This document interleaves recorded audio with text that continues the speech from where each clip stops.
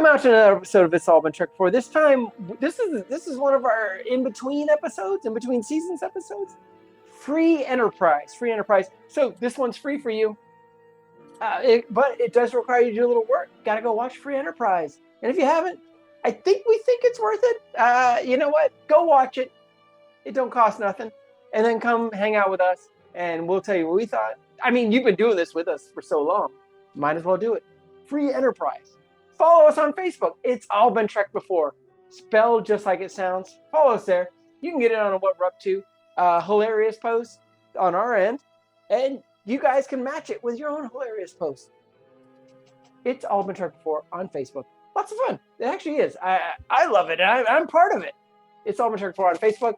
And Free Enterprise on It's All Been Trekked Before. Welcome out to another episode of It's All Been Trekked Before. Your regular hosts are here. This is Steven. And Keith. Jimmy Jerome, and we are here to talk the film Free Enterprise. First impressions. I thought we were doing a podcast about makeup. Why did you think that? Women's lipstick. Do you think we're wearing MAC lipstick? No. That's one of those references all right, so I'd seen this movie maybe 2 or 3 times before already, and that was but years ago. Probably closer to the run where it was on, the premium channels, HBO, Showtime, or whatever. At the time, I was like, wow, this is interesting. This is like the whole geek whatever. And just kind of internalized it in that way. I didn't really think that much more of it.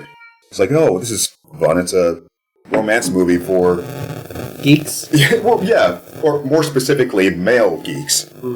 Yes, of a certain kind. Then, and probably the way that they would probably view a romance or romantic comedy, and as well as being a documentary about the first female geek. Yeah, and that's someplace we're definitely going to have to get to in this, I would say. So yeah, when I first suggested this, I don't think I'd even remembered specifically that Shatner was going to be in it. It was it came back to me, of course, but it was just. I think Jimmy mentioned it and was like, oh yeah, that's right. That's the reason. I don't know how the parts of this movie I do remember are Shatner. Yeah. The rest of the movie just kind of fades. But it was faded into a lot of little things like that too. Just kind of. So. Yeah, my first impressions are almost encapsulated. My impressions of the whole movie are almost encapsulated in what Jimmy just said, which is there's the parts of the movie with Shatner which are really.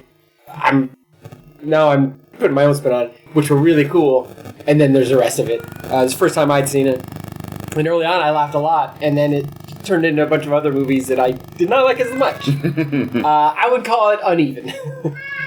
That's totally fair. It is definitely uneven. There's things in this movie that definitely did not age well. Yes, that was part of it for sure. It definitely feels like, and just in general, I wrote down these 5 movies, and I was like, this movie is kind of echoing these, some more than others. Swingers for sure. Not only did it feel like the dialogue from Swingers and it's set in L.A., they even got Patrick Van Horn from Swingers to be in it. I was like, wait, I know is that? Yeah. I was like, that's the guy from the hockey scene in Swingers.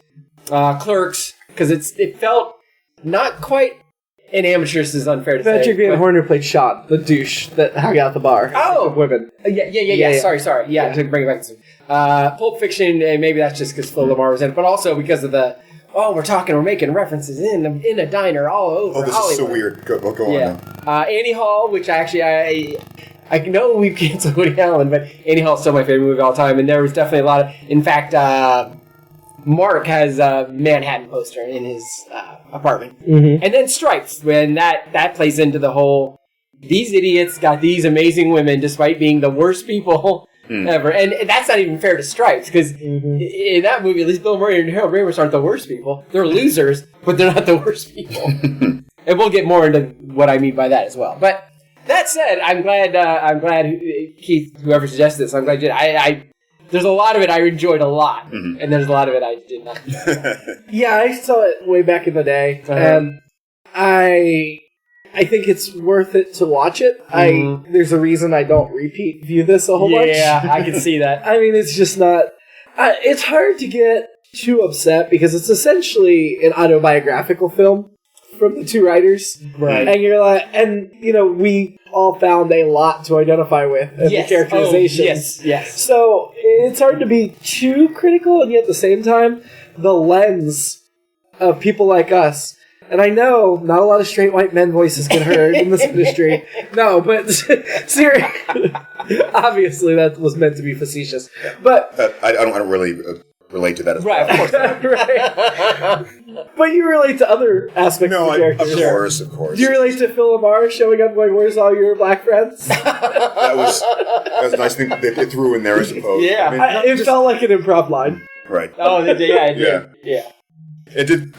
Yeah, I don't know. There was something fun about that little montage bit at the party where they were just showing them being awkward in certain ways, especially the guy who was just going straight through with some sort of Kirk quote. Yeah, he was doing a great...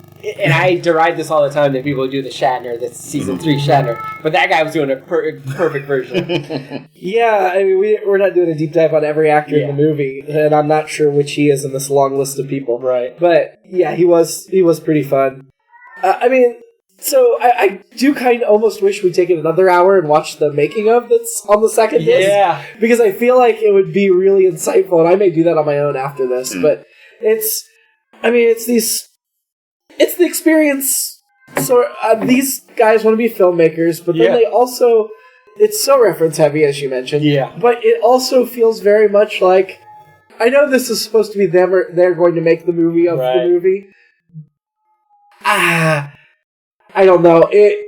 It also feels like they weren't sure what they wanted it to be, so they borrowed heavily from movies that weren't sci-fi. Yeah, they went all over. And the raunchy rom-coms of the 80s and 90s. yeah, and early on, speaking of Woody Allen, and this is my alternate episode too, is they have this fictional Shatner showing up that's consulting them. Yeah. And it's very much like Play It Again, Sam, which is early Woody Allen, where it was a play first, they turned a movie, where Bogart is advising him on his lady issues. Oh. And to be fair, also, Woody Allen in that movie is probably as woebegone and off track as these guys are in this movie, but then Bogart kind of puts them on track, although even then we're going back another 30 years of this is how broads want things handled kind of a thing, but it's done very funny, and I thought that's what this movie's going to be, because then I'm in. If you're using this fake persona of Shatner as Kirk, really, advise me. I mean, that might be one of my problems in life, is I think I have that guy talking to me all the time.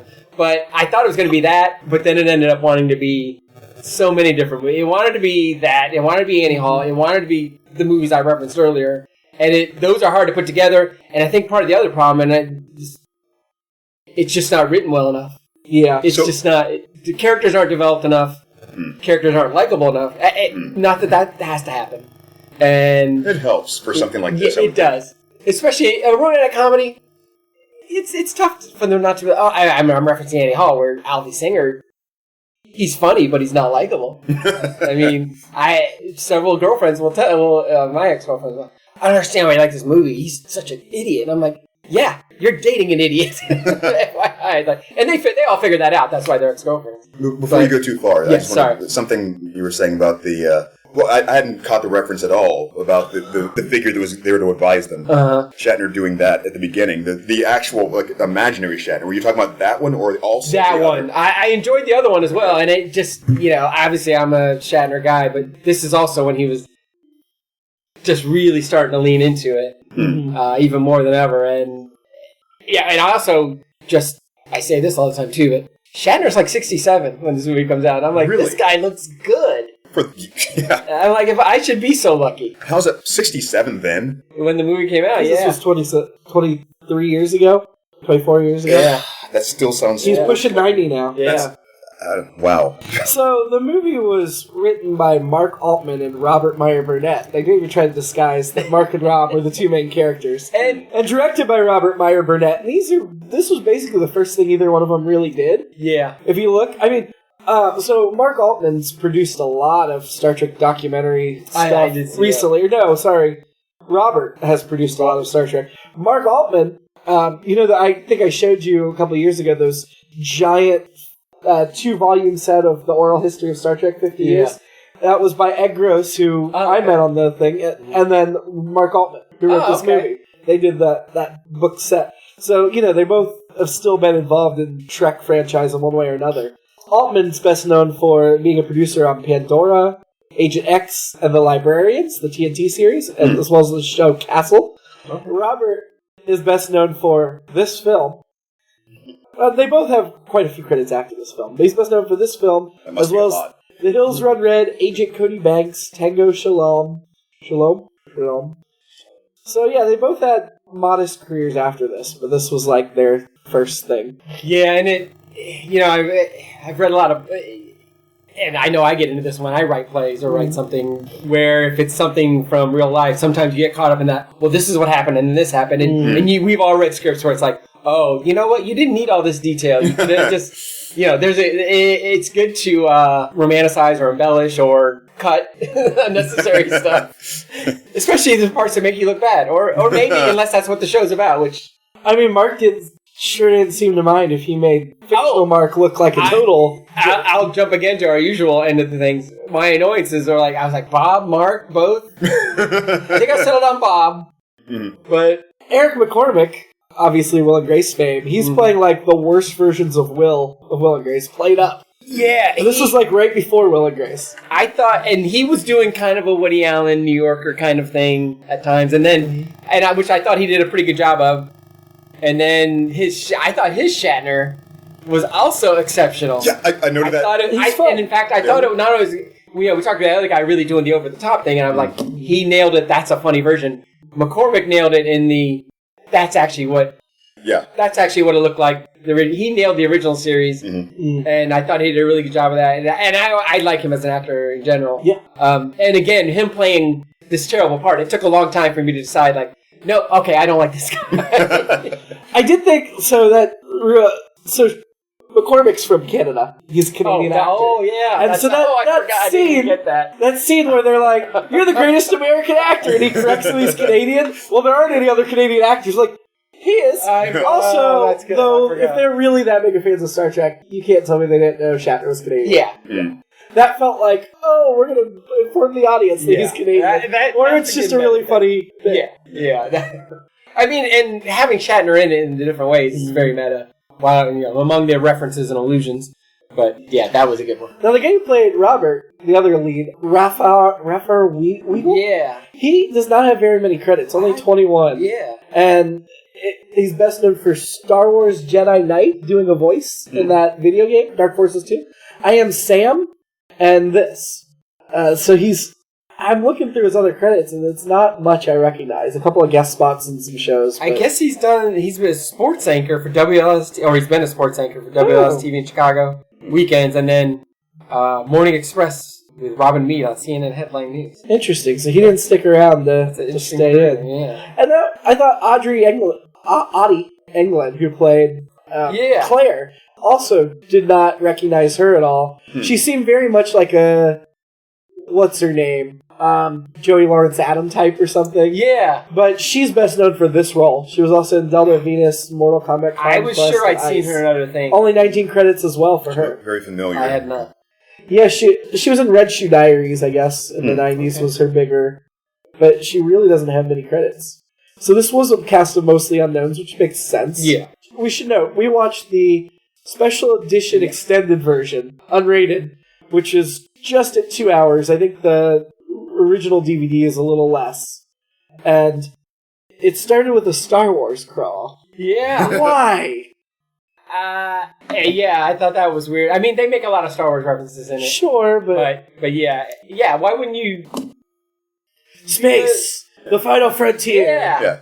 It seemed... Well, I think for the purpose of not having a voiceover or something, they probably just want... Right, that's a good sci-fi reference. And yes, and also they were doing a lot of kind of all-purpose, science fiction references for people.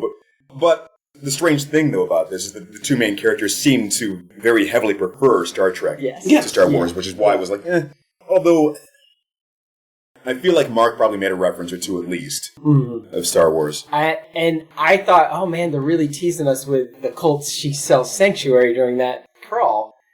It was, but it would stop before you got into the drop in the lyrics, the singing, and then later our Orion girl comes out to that music, and they play the whole song, and I'm like, okay, so that's why it's in the crawl. But I was like, why are you just playing part of the cult? Why would you pay the money to have this cleared and not play? I guess if you're just showing words, you don't want people saying words behind it, but I was waiting for it to kick in. There's still several bars before the music hits. There were actually 2 Star Trek actors in this film, by the way. Chase Masterson does a cameo at the end, and the party as herself. She is a major recurring player on DS9. Ah, okay. She's one of the, for lack of a better term, hot girls at the party. Okay. So, I don't know why. That seems kind of random that they included it. If you're going to get a second Star Trek person, including her, but I like Chase Masterson, so I'm not complaining. Back to going through the movie, though. So, yeah, obviously that crawl was just saying this is the special edition, blah, blah, blah. It wasn't part of the movie. Right. But then we get into Eric McCormick describing his idea for a movie, Brady Killer. Oh, yeah. About the Brady Bunch house and this horror flick that takes place in it. I kind of want to see it. I do too. As a Brady Bunch person. Well, it wasn't just a slasher. Like, he had this metaphor for a high concept thing. And you have to think, the writers, this was probably something Mark pitched in the bar one night to his buddies. He's like, I'm never going to make it, but let's put it in here. Yeah. It wasn't necessary for the film. I thought it was a funny bit. And I guess if you're like a younger person, I know somebody, I mentioned some the Brady, exist. someone in my life, Colleen, my wife, who I mentioned the Brady Bunch too, she's like, I might have seen a couple episodes. I'm like, that makes sense. But for older ones of us, I was kind of, there's a few little things here and there. It was just probably to that point of syndication for me, I think. Yeah. I was going to say that this is when I first noted his Shatner delivery during this, too. Yes. I was like, bit. Wow, that was, just... I talked to Keith about this, but the font really bothered me. Because Free Enterprise, if you look, the E in Enterprise, the first E, is a lowercase e. But the rest of the E's are capital. And in the opening credits, it seemed very random where they put that lowercase e. And I'm sure it wasn't random. I'm sure a graphic artist decided where it looked best. Yeah. But, man, that we couldn't figure out any legitimate rules to it, and it bothered me way more than it should. I'm sure I'm just missing the obvious thing, but I know Enterprise, obviously Star Trek, but what does that title mean in relation to this movie? Because it could mean a few things. It could just be like, oh, this is a clever pun. Using that, I don't know, the free enterprise of relationships, kind of being a freelancer in that sense, or Free Enterprise trying to make it in the business. I think Bob is a freeloader for most of the movie. Yeah. I think it was just a stretch. Like, they just... Yeah. We like this title. It doesn't matter if it has nothing to do with the movie. Yeah, that's true, yeah. Which describes a number of aspects of the movie, too. We like this bit. It doesn't matter. Yes, there were several bits that were thrown in that... Yeah, it reminded me of other movies that I've liked, but I can't say were great. None are coming to me right now, but there's definitely lots of movies like, I'd watch that again. Actually, maybe Dude, Where's My Car might be one of... Actually, Dude, Where's My Car might be better because it at least stays on the same... I like Dude, Where's My Car better. It stays on the same wavelength, like we're a stupid comedy. Yeah. Because they try to get serious in this movie. It's like, nope, you guys are pulling this off. You're not pulling it off. I guess the next bit would be the torn uniform thing. Well, they're going through and showing I the guys enjoyed that. as kids. Yeah, they're getting their bona fides as Star Trek people. Yeah, Fighting with the torn shirt, yeah. that reference had been lost on me. The first, back when I first watched this, I wasn't as familiar with the TOS to that extent. That is the one line that sticks in my head, though, and this is how I remember I used to talk to people about this scene, and when I talk about this movie, when I I first saw it, I was like, it's just funny, because he's talking to Shatner, and Shatner's like, dude, you can't do that, you don't fight, blah, blah, blah, and he's like, well, what did he say? Well, he said, Han Solo's cooler than you, kick his which I'm going to have to beat myself now, but it's very reminiscent in a way of the Scotty Trouble with Tribbles. Like, what did he say? This? Yeah. That's and I think those are a couple of the references that are subtle enough, like the torn shirt. Mm-hmm. Those who get it, mm-hmm. but they're not like, look at this torn shirt. Yeah. And then later, I think there are a lot of references like, that's just a reference to something. That's not really even a joke. It's not even in the moment, but it does raise the question that we have to answer.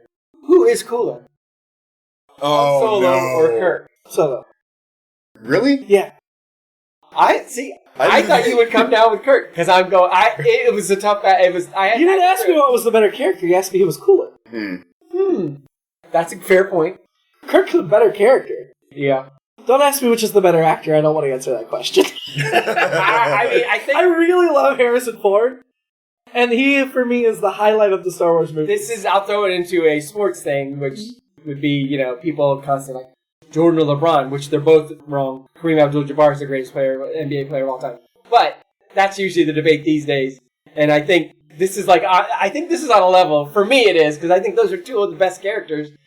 We talked about Han Solo. I think that's why the original trilogy is better than the other two. Is you've got this guy who's a lot of fun.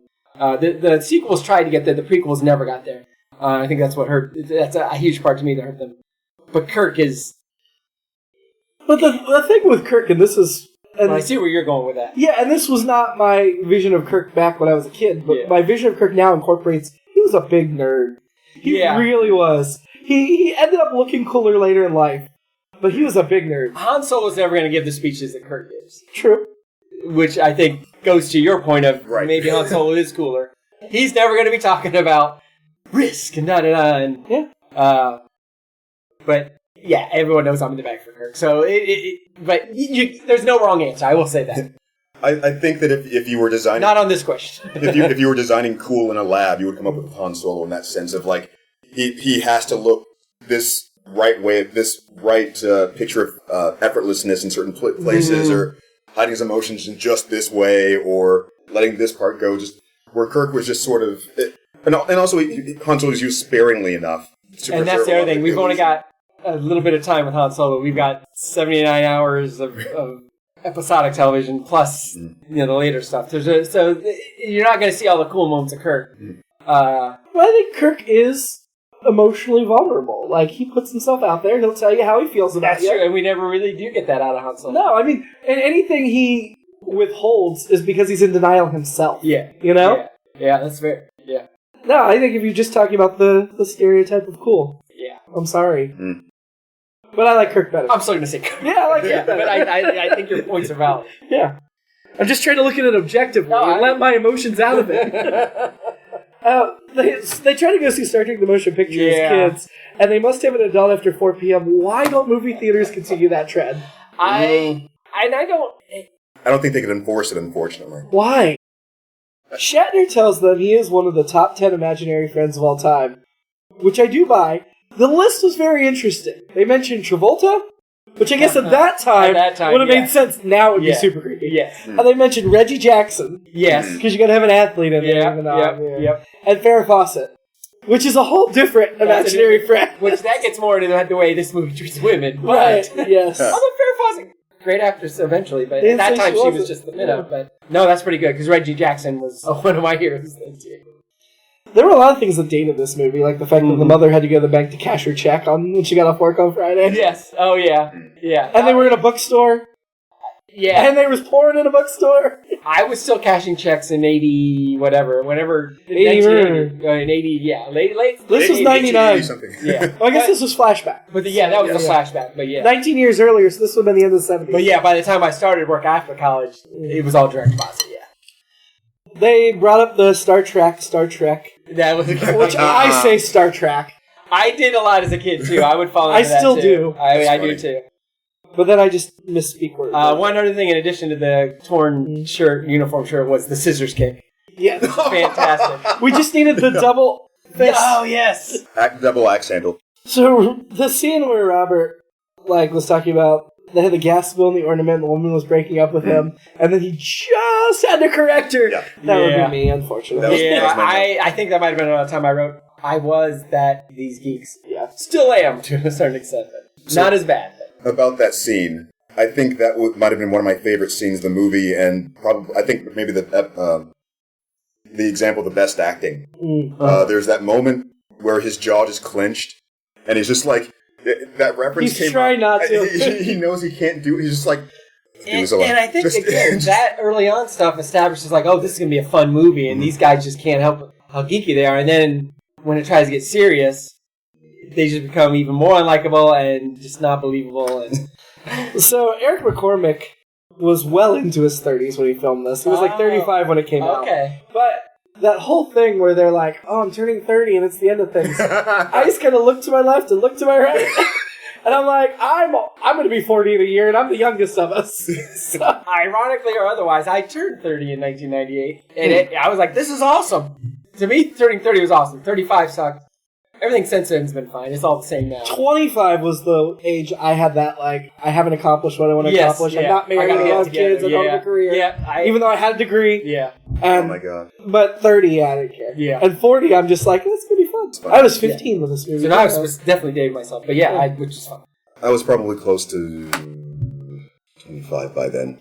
So yeah, I just remember like 24, 25, never even crossed my mind. I mean, and nothing like, I haven't done blah, blah, blah. It was just like, nothing. I mean, to be fair, I also had not accomplished very much by then.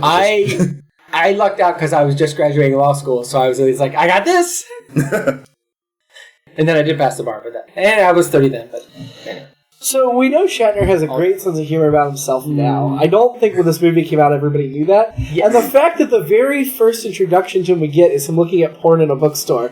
Like, at that point, he has no ego at all. Like, it's one thing to go in and make fun of yourself, but to be that caricature? Yeah. I recognize Chic because my dad used to bring some of those home. So I appreciated it. And Chic was like, if Playboy is the number one, or was the number one men's magazine, Chic was probably, it might have made the top 20. Was it out of business by 98? Is that why they could use it? It was very possible, because by then the internet was starting and all that, yeah. Because Playboy obviously was still around, but... Yeah. Yeah, I'm looking at Cheek magazine, and it looks like... Cheek is something different. Cheek magazine. It looks like they ceased publication in December 2001, so it was still around when this came out. This is what put them under. Just to go back a couple, I think it's chronological.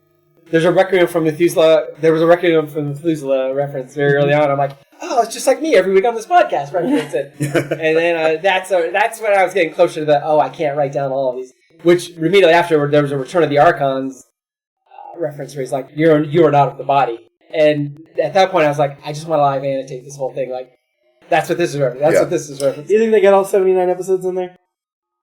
They did pretty good, but not all. No, it was weird because they were, and maybe that was where they're going, was like, we're going to reference the episodes not everybody knows. They did get into Muck Time, City on the Edge of Forever, but, City on the Edge of Forever was the only one Bill got. Yeah. Which makes sense. So which is a funny line. Around that time in the notes, I was also kind of noting myself that I'm not going to even try. I was just saying the conversations were, it was like, at least every other sentence had to consist of some sort of sci-fi reference.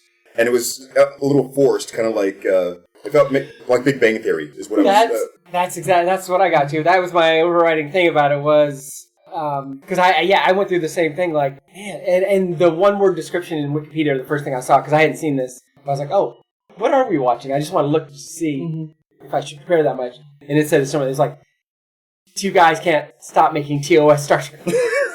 It's Big Bang Theory is the more polished version of this movie. Yes. Yeah, and I haven't seen, I'm not a huge Big Bang watcher or fan, but when I did start watching it, and I think when I watched it a little bit more was after it had already jumped the shark, I think. But when I watched it, it was like, oh, this is just so people are like, I got that. Did you get that? I got that. Did you? In 98, it probably didn't. But now looking back, it's like, oh. I think where it lands is where Keith was going, which is, does the reference serve a joke or a purpose? Or is it just a reference? It was like they were doing it just to hammer home, we are geeks and we talk about this all the time. And that's, which is what I... If they cut out 3 references, I'm not sure I would have gotten that they were geeks. Like, we needed every single one of them. Right, yeah, and to me, Big Bang Theory is like 35% are funny, 65% are... And this one I thought, at the top, I'm like, they're crushing it, and then eventually it's like, nope, they're ending up about the same place. The problem with Big Bang Theory... And they suck something. I'd watched it, I think, pretty consistently the first few seasons or so. And this article said something that just kind of got in my head, and I could not.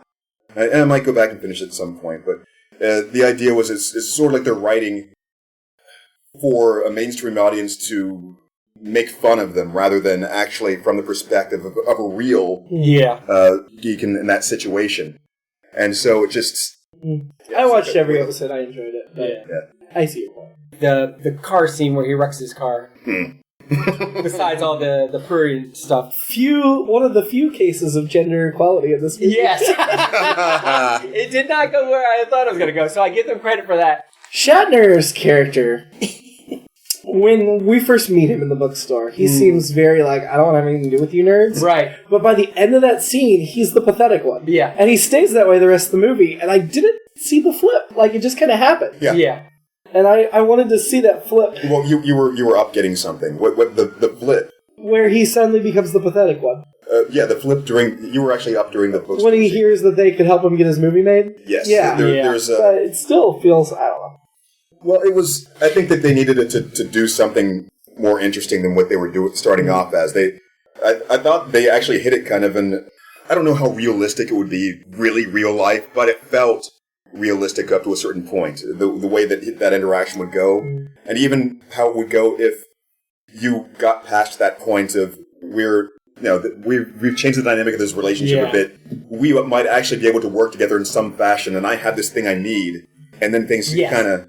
I think it's the version of our version of Shatner and their version of the Shatner they worship versus the real world Shatner, or at least the Shatner portrayed in this world. Yes. Yeah, and I think he'd given the pitch to... Well, he says he's given this pitch to a bunch of people. Everyone says no, but here, these two guys are like, I'll say yes to it, just like the Brady Killer speech got turned down. But yeah, I enjoyed that. And the whole thing of them going over and they're like, I don't want to go over there. I don't want to be that guy.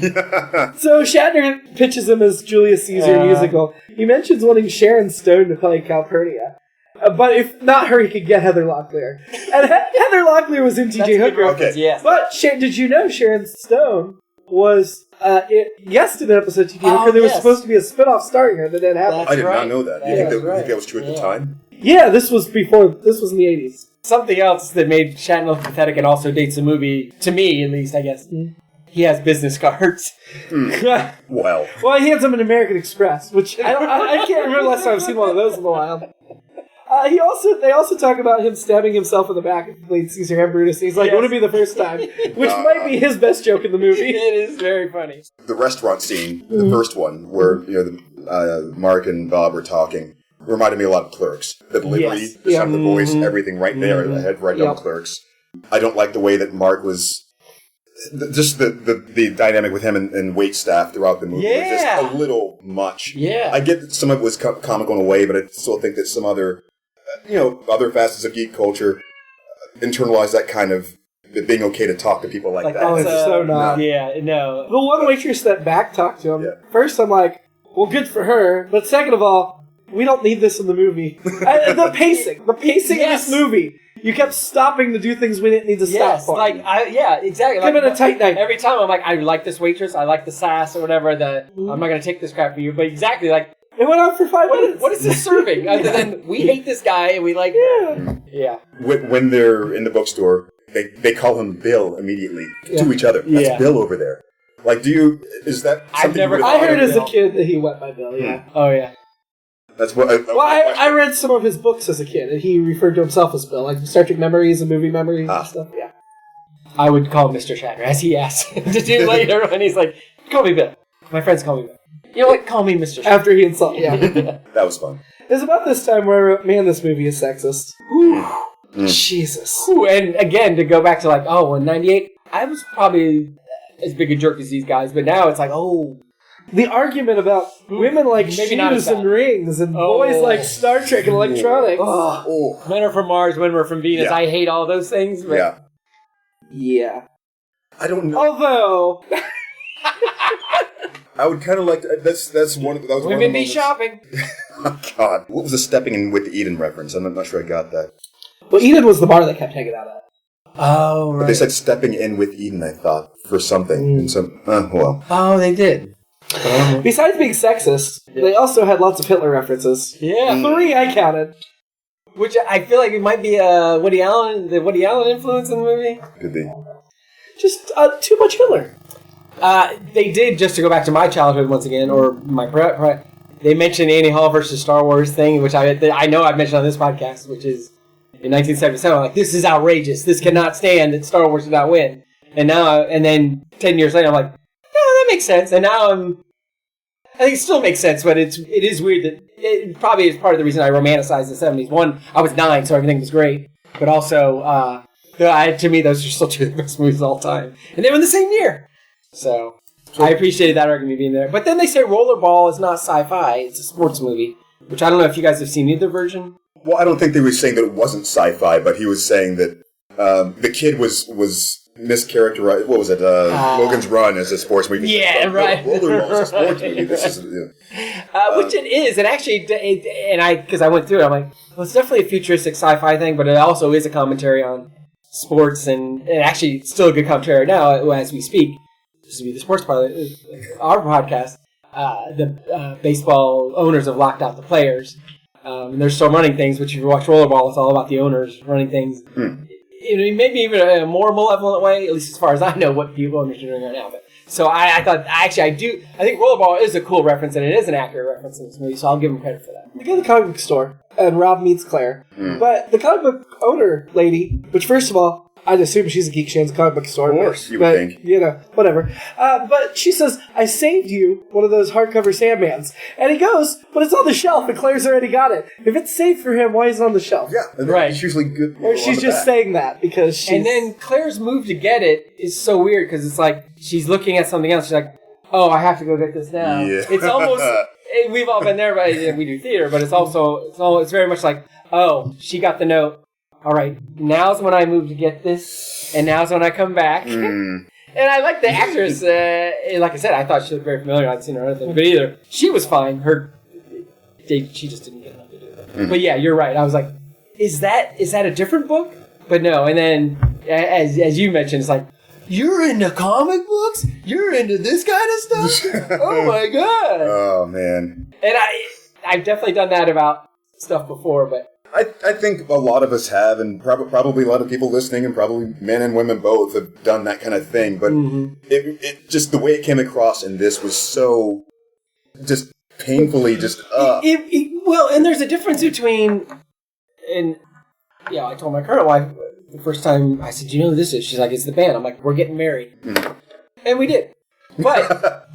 There's a difference between, oh, you know about comic stuff? That's really cool. As opposed to, oh, yeah, I'm into that too. Let's talk about this. As two people, like we talk about this stuff. I do give him credit for not making the geeky girl look like the stereotypical geeky girl. Right.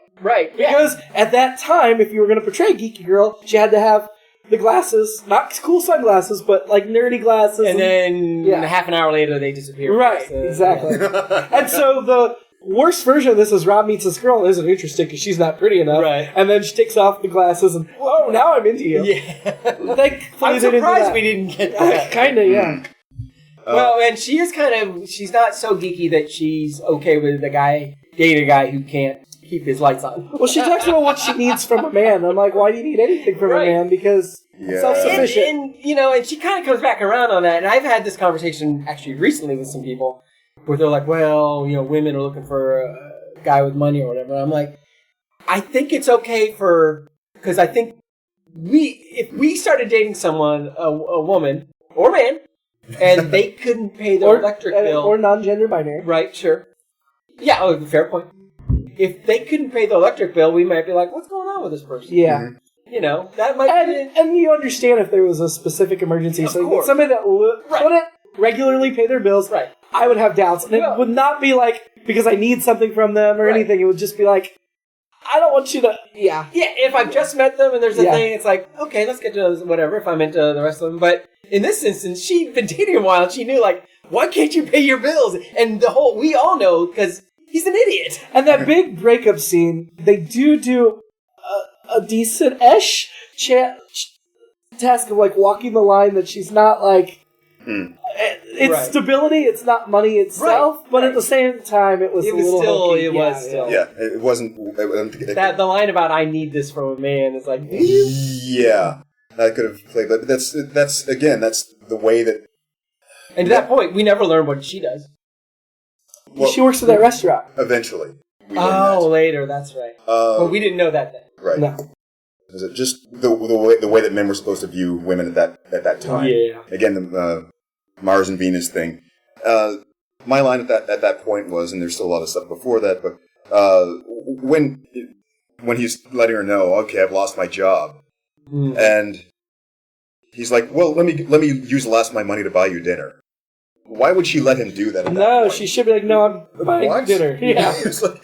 That breakup scene bothered me in the sense that she was pointing out this is a red flag, and still muddying with sort of like I need to be taken care of, in a way, still walking that thing. But at the same time, I wondered why she had enough sense to point it out then, but not like when she's draped on his lap and he's at work. And his coworker saying, "We need you to do something right now. Hey, come on, Erica, whatever." He's bringing all these women and blah blah blah blah, and just like nothing. Yeah, and it was just another example of how one or two dimensional she was for the purpose of what she was. She was an object to be won and lost, and just enough to say, "I need this requirement of you to be possessed in some way," and kind of... but we know in 2001 women ceased to be objects, and so we solved that problem for society. Yep. But in movies before 2001, that was pretty much all the... So they have a conversation where the guy's like, "Oh, I want to hang out with my buddy again. She's got two." And, we've all had friends who disappear when they date, and women, too. Once the woman has a guy to date, she doesn't hang out with the group, whatever. And that happens or whatever, and sure. Okay. But then they flip later the other way, like, "Oh, he really misses you," and all that stuff. And do we know why she changed? Does she really miss him that much? Apparently she does. Who am I to judge? I mean, I will say, there are lots of geeky guys she could be with instead. Not then. Well, it's weird for him to be whining. He's got this, really, to me, seems like a pretty good job. Yeah. He's just got to show up for work every once in a while. Right. And somehow he's got this job and he still can't pay his bills.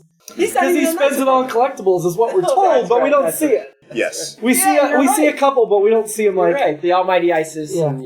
That would have been maybe a good scene to see at some point, as opposed to some of the restaurant things. Every time they go to a restaurant, he sees a collectible on the wall and offers him $6,000 for it. Just something. And they say, "You've already bought all our other decor." 40-year-old version turned that on his head, where he finally sells all his stuff to be a grown-up and he makes all that money and makes a bunch of money. So there's a montage in this movie, because it's made in the 90s, so of course there's a montage. Yes. And they included Vasquez Rocks in there, which was fun. They have, speaking of montages, they have speaking of things that, why is this in the movie? We have a good, and I love basketball, everyone knows that, but we have a good, almost a minute to 90 seconds of them playing basketball poorly. And I'm like, this is insane. And I'm like, wait a minute. This is a callback to early in the movie when they're walking off the court like, "Oh man, I think we could have beat those guys." And at that point, in my mind, I'm like, "Oh, okay, these guys are serious ballers. They play pickup games." And then when you see it later, you're like, "Oh, okay. They're not good." I didn't catch it. That's actually... Yeah, they were... Yeah, so I was like, okay, I still didn't need to... Maybe they didn't need to commit that time, but I respected it that point. I was a bit bothered when Rob said he hates the 24th century and the next generation because he lectures that little boy about being open to sci-fi. Yeah.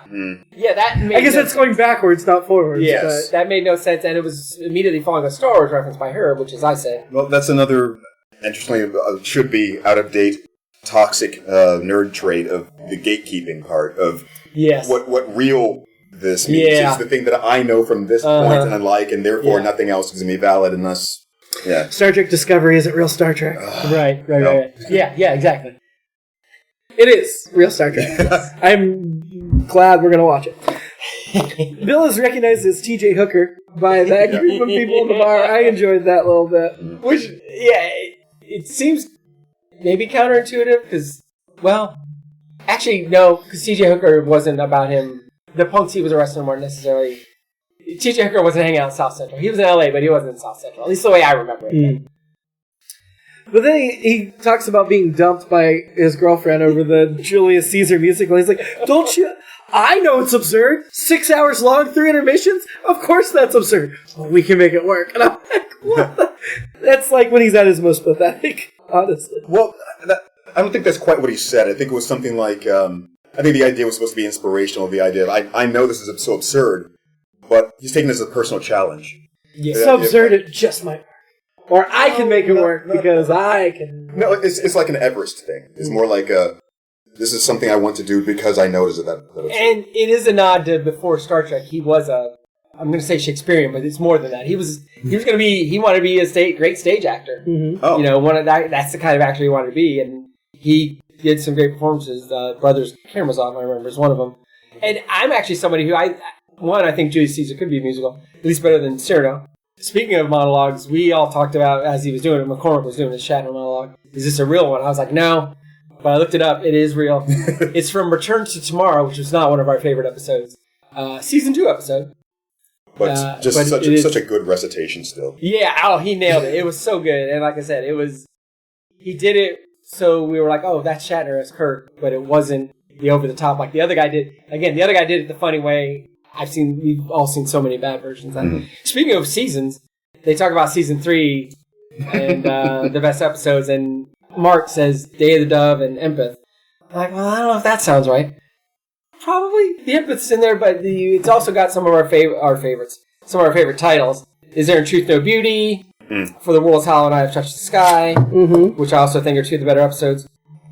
One we know is near and dear to my heart, the Enterprise incident with the late Joanne Linville, rest in peace. But it also has The Children Shall Lead and a lot of other stuff. It has Requiem from the Fuselage. Still not a great episode. But then, as I was going through the list, I was like, no, that's pretty much on there. And then Cloud Minders, which I know we didn't all agree on. But they also reference Savage Curtain. They got a lot of them. They have Lincoln stuff, yeah. But yeah, season 3 is tough. I was just pulling up our season 3 rankings to see what we had. Where we ended up. We said the best episodes were Is There in Truth No Beauty, The Enterprise Incident, For the World is Hollow and I Have Touched the Sky, Plato's Stepchildren, and Day of the Dove came in at number 5. Okay. So Empath at 7. Okay, I was like, the Day of the Dove, and I'm like, nope, I can't argue that. I know I like Plato's Stepchildren less, but I liked it better when we watched it than I thought I would, but I didn't like it. So, Shatner hits on Marlena, played by Deborah Van Valkenburg, who actually was in an episode of Deep Space Nine, so I guess there was another Star Trek actor. Okay. But she was best known for The Warriors. Yes. Streets of Fire, Quantum Leap, Too Close for Comfort. Too Close for Comfort, yeah. But man, he's really bad at flirting with him. And they try to play it off as, well, women aren't fans of Kirk, so that's why you don't get game. And I'm like, well, first of all, that's not true. That doesn't make any sense. Yeah, it just, I agree, it doesn't make any sense. Shatner not having game felt false. That was another thing where he's trying to leave and he's bumping into everyone and they're calling him an a-hole and all that. That was ridiculous. I'm like, okay, again, it's one of those, are you trying to be serious here? Like, Shatner has a drinking problem? Or what are we getting into here? Nothing. I think it was just the whole idea of him being so awkward that he's bumbling suddenly and he's not smooth, and it's like, I'm going to make this cool approach up to this woman who's on the stairs, and it's like, oh, no, sorry. Oh, no. Yeah. And it's that, but they, and then R-rated or rated R, whatever the rapper's name is, catches him. Oh, yeah, yeah. I thought it was weird. She was way on the stairs in this beaming light. It was a weird thing. There's a scene where they both think they're Kirk, but realize they're actually Spock, but they're not Spock. No. No. They're not Kirk either. No. They're ensign number 3. Yeah. Wow. Yeah, and all those, especially that scene where he's like, well, your problem is this, and your problem is this. It just all rang so false for me. It was like, you guys are trying to create drama out of nothing. To me, it was just like, get your stuff together. And we had the scene before they went to see Wrath of Khan where they were all talking about which women they'd have sex with in Hollywood. Yeah. And yes, that did not age well at all. No.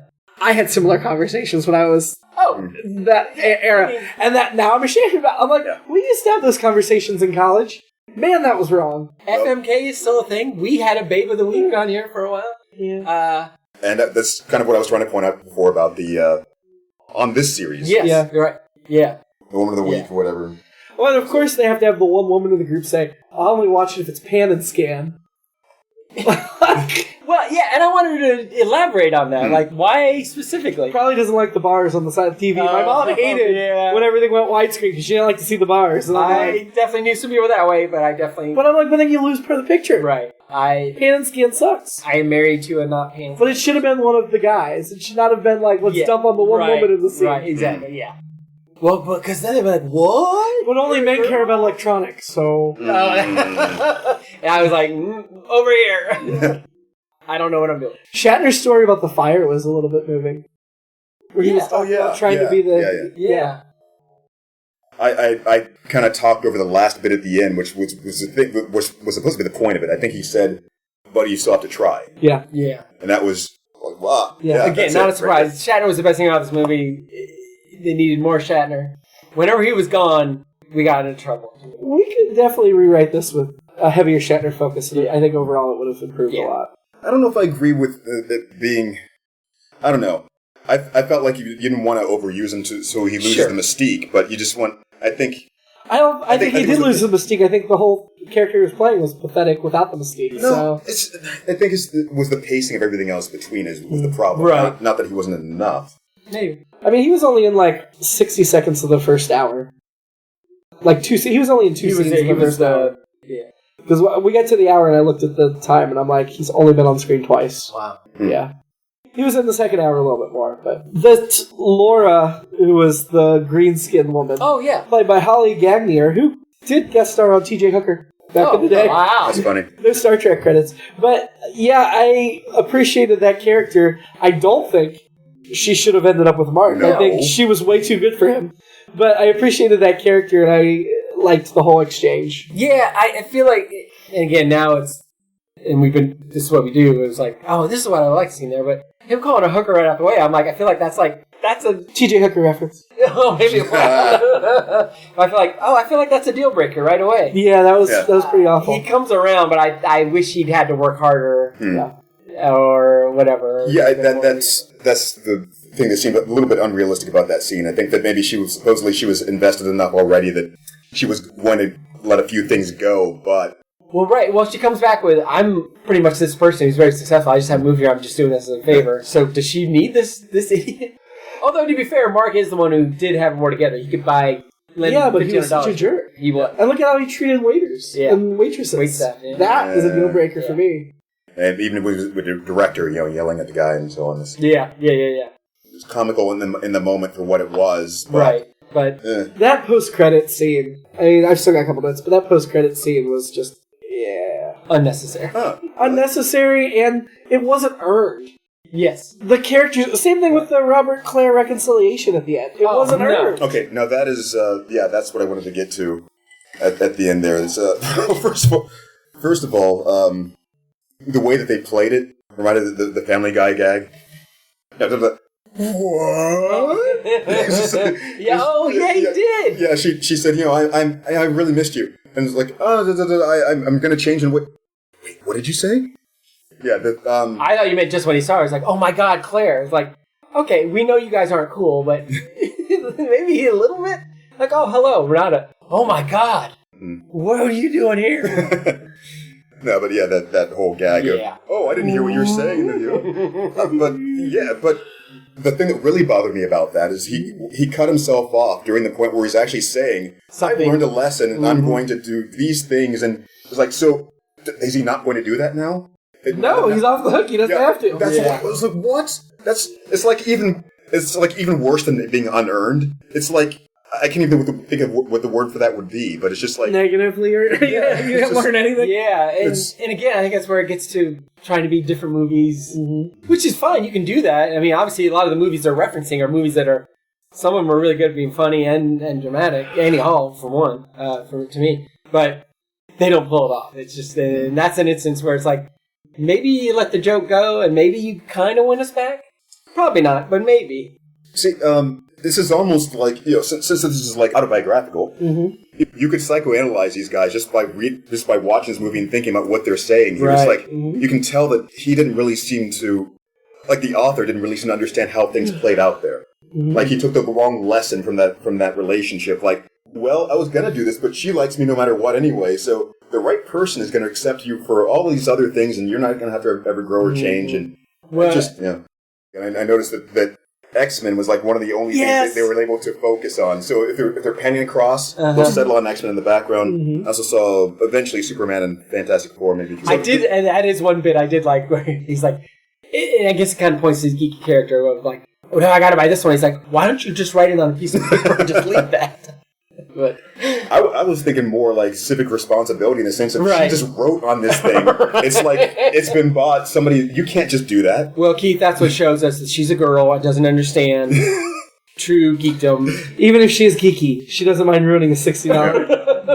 Right. Each of X-Men. That's not quite what I meant, but at the same time, that is also a good observation there too. But did she write it on an ad though? Because that would have been okay. I thought for a second she was going to write it on the cardboard that goes behind them. Makes sense. No, she wrote right I on the cover. I know. It's like, so but from his point of view, it should be like, well, I have to do this now because we can't just put it back. Well, and also, like, if we get married, you have to have that thing she wrote on. Otherwise, I don't show any dedication. At that point, he should have just stopped pursuing. If you really want to date a girl who had geek bona fide. Yeah, if you ruin one of my books, that's a big no. Well, I used to. I don't do this as much now, but if somebody, this was a pet peeve of my dad's, and it's one of mine, is if somebody takes a book and puts it flat, and to ruin the binding. Again, to show that I've had some growth, I don't react like I used to. But in the past, I could not be like, I would just had to be like, don't do that. You cannot do that. Now I'm just kind of like, now I just let it go. It's my book. It's my book. Then I'm mad. Otherwise, I let it go. Yeah, I always use bookmarks. I never dog-ear pages. That drives me crazy. Never underline, never highlight. Same here. I take off the dust jackets when I start reading and put them back on when I'm done. Yeah. Mac lipstick and moaning girl were things that I had forgotten that were used to like prevalent. You never find out the identity of the I guess not. I would have It's not sworn. important. It's one of those things that, I would have sworn that I would have remembered that, she's going to show up at the party or something. You know it has to be a true story, and that's why it's included. Otherwise, there's no reason they would have... Like in that sense, yes, that's kind of fun for that. The Trixie thing, I would have also sworn that was something I saw in a Tarantino movie or something. Oh, yeah. But that is exactly another Tarantino influence of that kind of thing being in there, because I would have sworn I heard Tarantino himself saying, the Speed Racers story. Mm-hmm. Weird. He used female as a noun once, which, of course, you should not do anymore, if ever. In the sense of, like, referring to, I saw a female. Right. That kind of thing. Claude Rains, I didn't get that reference. Old Invisible Man? Sci-fi, yeah. Is that what it was? Yeah. He was the Invisible Man. Yeah. Oh, right, yes, okay. I know that because of Rocky Horror. Claude Rains was the Invisible Man. Claude Rains was also in Casablanca. Oh, yeah. This is the beginning of a wonderful relationship. And Mr. Smith Goes to Washington. The Adventures of Robin Hood. Yeah. Okay, so it's actually the name of an actor and not a character. That's what was... All right, I knew the name sounded familiar, but now I don't really remember the context of the reference they were making that I didn't get. I like the idea of Bill having to struggle for the Shrek references. Yeah. It just made me think of like how, just even now for IABD, the first couple of years I thought, I remember everything that's happening, I'm going to love it, but just now it's gone. Everything's gone. Wiki. It sounded like Shatner said hubris at one point instead of hubris. Oh, maybe. Yeah. He might have. It might have been Canadian. He also says sabotage. And the last thing, of course, was that just the way that people were like, oh my god, this Julius Caesar thing might actually work. The reaction. Yeah. It's like, reminded me maybe Hamilton. That's true. Yeah. But, fashion. Lipstick. 90s? Mac lipstick. It was very 90s lipstick. Yeah. Didn't really have anything for fashion. Okay. Alternate movie? Alternate movie was the Play It Again Kirk version where Shatner advises them throughout the movie. And they actually make good decisions and are nice to women. Which, to be fair, Play It Again Sam, he's very sweet to Diane Keaton, even though Diane Keaton is his best friend's wife. That's the problematic part. My alternate movie is, now that they've had 20-some years in the business to figure out how things work, make it again. Do it again, yeah. Better. Shatner can still play Shatner. If they do it soon. Yeah, heard. Who was your annoyance? I settled on Bob. I'm going to go Mark. As much as I like Eric McCormack, too. But he was... Yeah. His character's terrible. Although Sean, I'll go Sean. He was a real douche. Which one was he? He was the Rob's friend that was always in the bar. They wanted the threesome. Yeah.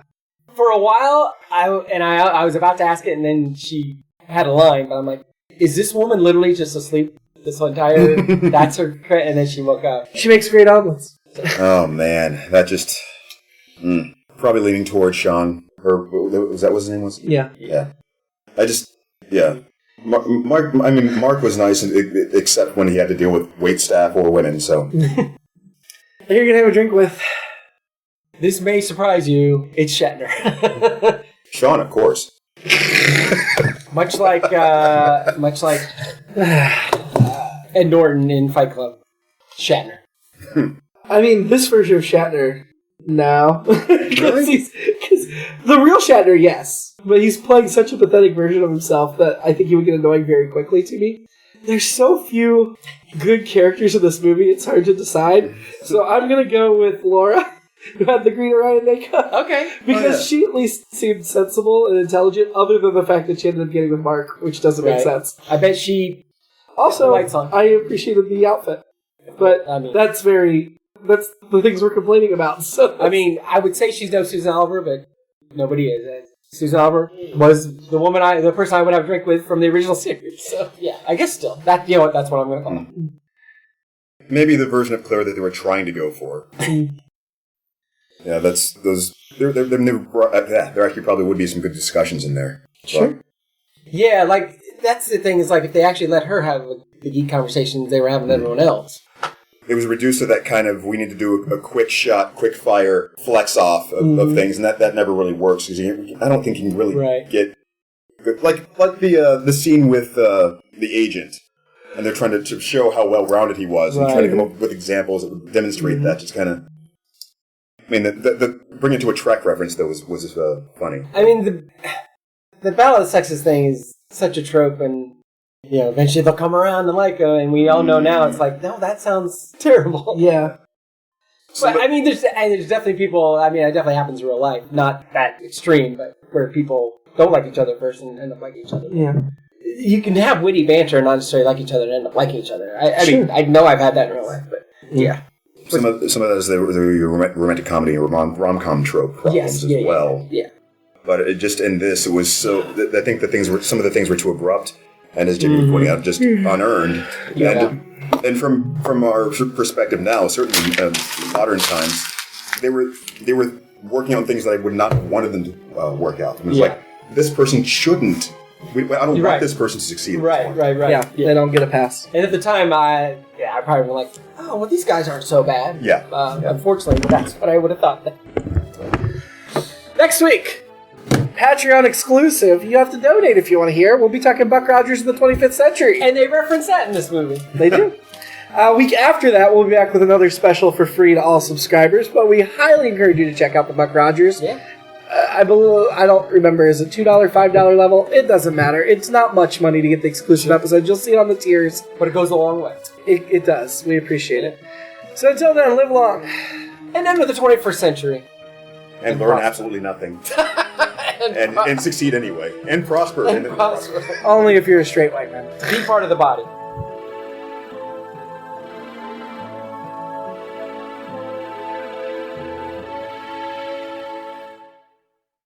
It's All Been Done presents Who's Got the Time?